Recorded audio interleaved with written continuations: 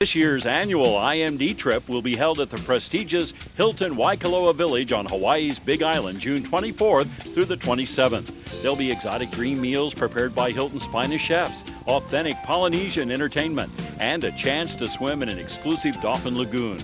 Equinox will also host a charity golf tournament at the Waikoloa Beach Course. To get to this event, you must be a qualified IMD by May sales volume. Get qualified now. Congratulations to the following training centers who had the highest attendance at last weekend's Basic Building Blocks to Success trainings. In Minneapolis, Minnesota, the third place training center was Overland Park, Kansas. Number 2 was Downers Grove, Illinois. And the top training center was Green Bay, Wisconsin. And in Jacksonville, Florida, the third place training center was Clearwater, Florida. Number 2 was Miami, Florida. And the top training center was Jacksonville, Florida. Advanced Marketing Seminars is proud to present Advanced Basic Building Blocks to Success with Bill Gouldd next weekend, April 24th and 25th in Dallas, Texas. Don't miss this incredible chance to learn advanced closing skills, sales techniques, and key negotiating methods that have been instrumental in creating some of Equinox's top producers. You know, I went to college for 6 years, spent $80,000 of money I didn't have, and learned from people who made $25,000 to $30,000 a year at best, and how to be an employee. And you know what was so frustrating about that was? That's exactly what they taught me, is how to be an employee. I mean, if you want to become really good in the computer industry, do you think it'd be viable to have Bill Gates train you in what he knows and how he became a billionaire in that industry? What do you think Bill Gates would charge us? If you wanted to become very, very good in the casino industry, what do you think Donald Trump would charge us for a weekend to spend with him to learn exactly how he became a multi-millionaire in that industry? Okay, and so when they told me that Mr. Bill Gouldd would do a training and teach people like us how to become a millionaire, to me that just seemed like common sense. If you want to become a doctor, you go to medical school. If you want to become a lawyer, you go to law school. Why wouldn't you go learn from a millionaire how to become one? Don't miss a chance to see this man talk anytime you get. Don't miss it. So many folks come in the beginning and they hear all the different types of trainings and they can't quite make a decision on which training to go to. The one thing that everyone's always known since the beginning is Mr. Gouldd taught the people how to do the basic building blocks. So if you could skip past the substitute teacher and go to the teacher that taught everyone entirely, obviously you'd have the most incredible results. He's the reason today why Equinox is where it is, and if he can give you the information he gave us, there's no reason why we all can't become successful. I waited 4 months to ever get a chance to see Mr. Gouldd live and hear him train and hear him explain what really was happening in Equinox and the reason why Equinox got started. And I literally I wish to God I could have had a chance to see him in my first week. Because after getting a chance to see him once, after waiting 4 months, I had 10 times the results, 10 times the success, 10 times more importantly to me than anything is the confidence to be able to represent this company and to be excited about representing the environment. Please don't make the same mistake I did by judging the company on just what you see in a local training center. Come out and get a chance to see Mr. Gouldd for yourself to really know the true value and reason and vision of what Mr. Gouldd has created in Equinox International. I'm really excited about the upcoming Advanced Building Blocks on April 24th and 25th. It's an unbelievable opportunity for all of us to get together from all across the country. It's going to be a highlight. I've been watching videotapes, I've been reviewing materials, I've been interviewing distributors from all different levels of the company, and this Advanced Basic Building Blocks is going to be the most exciting, most power-packed, information-packed seminar I've done in a long, long time. For many times I do seminars like that, the more advanced programs, I bring out my materials that I've done in the past, and I go through it, and I go over it, and we do it, and then a couple years later we repeat it. This Advanced Basic Building Blocks is an opportunity for me to do fresh, new material now that I know I've had my finger on the pulse of the community out there. I know what's going on in the offices. I know what's going on with sales. I know what's going on with products. And for the first time in 5 years, being involved in the day-to-day operations with corporate and the field, I'm able to do a training here for 2 days that's going to be dead on focus of what you folks are missing, things you need to do to change your briefings and make them more effective, things you can do in your training centers to make them more effective. I literally believe every one of you could quadruple your income in a matter of 30 days on some of the basic things that are being missed or done wrong. And that's what Advanced Basic Building Blocks is going to be covering. You have a chance right now to register early and get good seating. Don't miss it. For those of you that qualify 10-10-1-2-3, you're going to have an opportunity to come on the 23rd and come to my birthday party. It'd be a good chance to hang out with a lot of the top leadership, have a good time, and then we got 2 days worth of jam-packed training that I'm going to tell you flat out you can't afford to miss. I hope to see you there because I'm going to be teaching somebody. And if it's not you, it's going to be somebody else.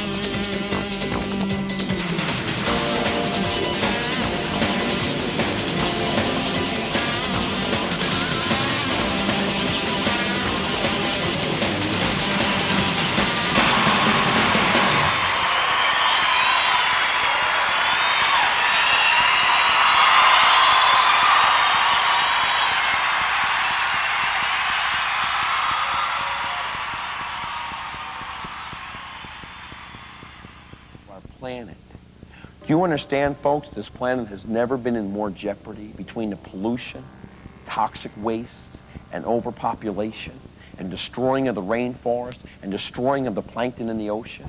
Do you understand that if it keeps going the way it is, our population will double in our lifetime? What kind of pressure is that going to put on the food supplies? Look at what's happened to the weather patterns in just the last handful of years. The earth is angry.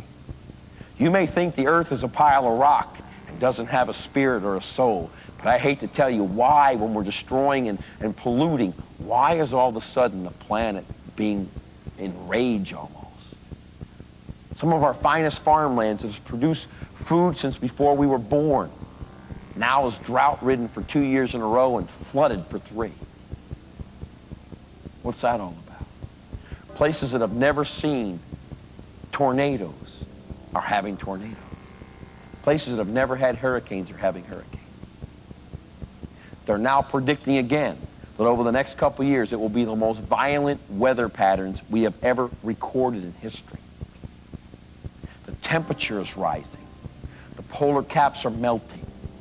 The plankton's being destroyed because of detergents and other byproducts we're dumping in the ocean. The rainforest is being destroyed so we can raise more cows to make more cheeseburgers. Now, I don't know about you, but we're talking about the potential extinction of your children's children's children. It's sad that's how close we are. It's not like it used to be, where we had so much room and so much air and so much water we didn't have to care. We are looking at the extinction, possibly, of the human race on this planet. Let me tell you something. This planet doesn't care. This planet would be a lot better off without human beings on it. And I'll tell you what, you might hate those cockroaches, but when it's all said and done, they'll still be here. The problem with human beings is we adapt to environmental changes very slowly. It takes us generations. There's viruses and bacteria on this planet now that can adapt in an afternoon.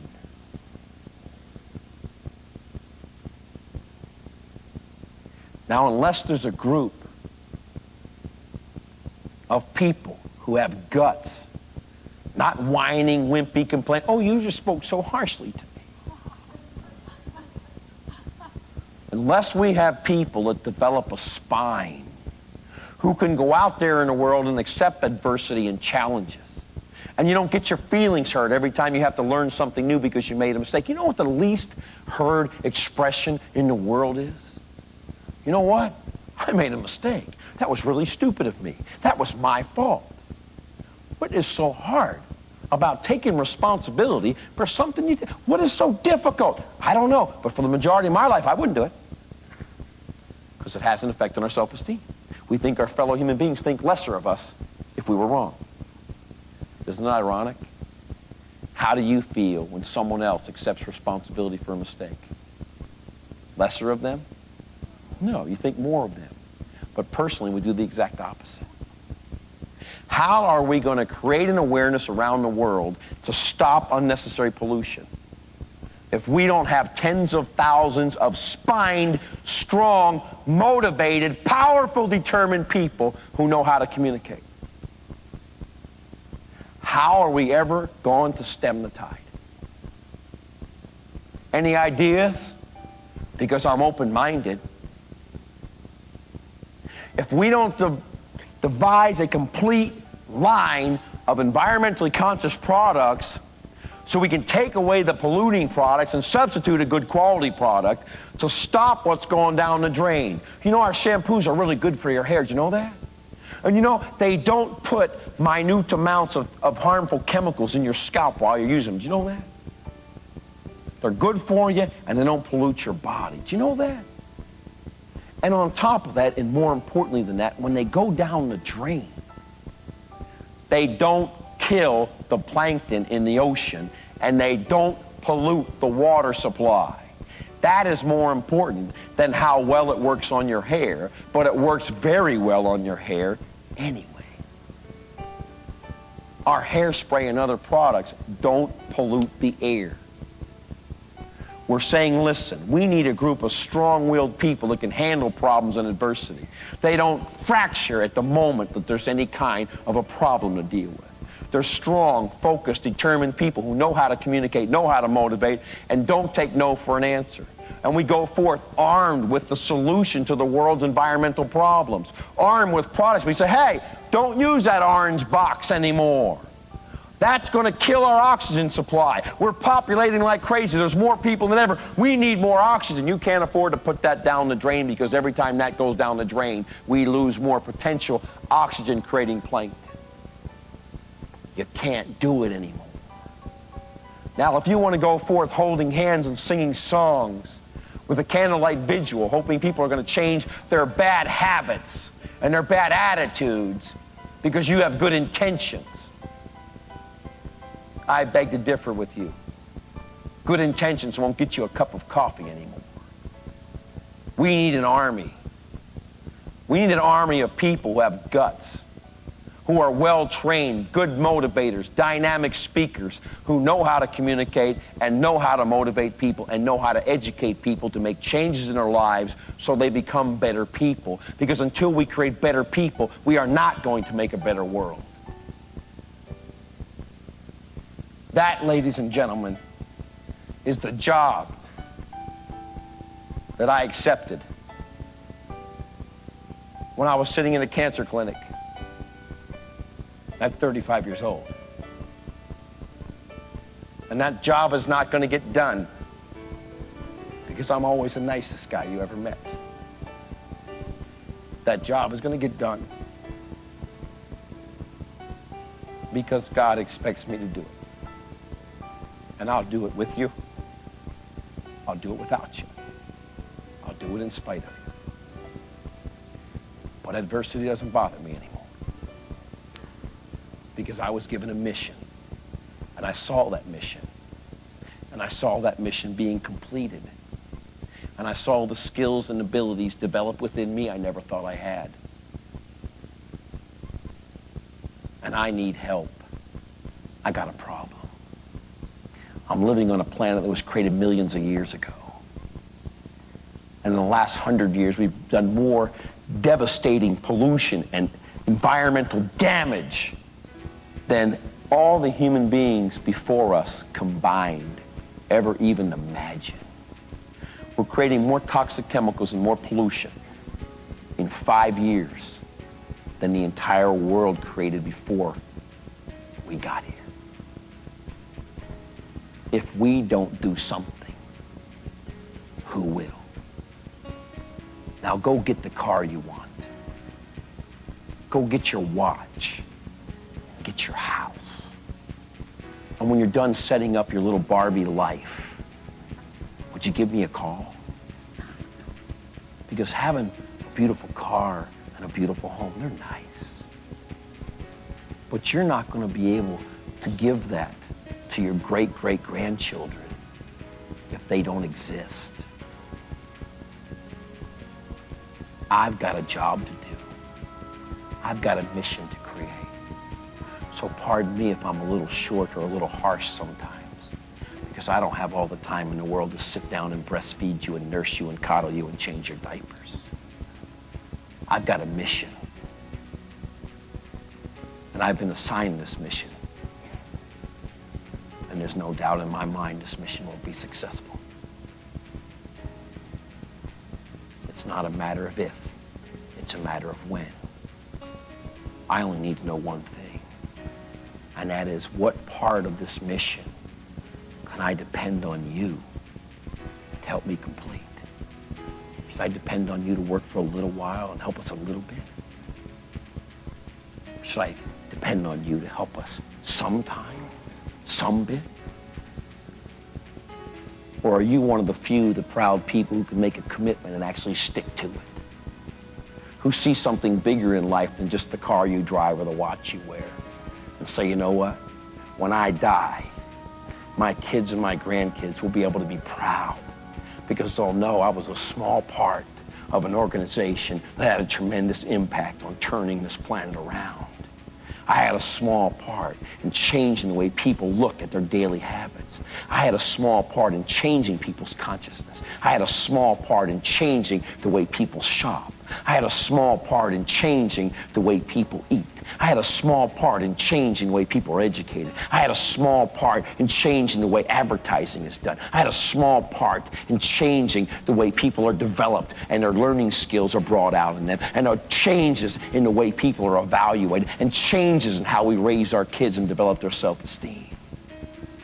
I had a small part in that. And I'll tell you what, if any one of us had the honor to go down in history and having a small part in altering the direction of this world for a better place, that's one hell of an honor to have. And I look forward to accepting that honor with each and every one of you. Good luck. We got a lot to do. And God's waiting for us.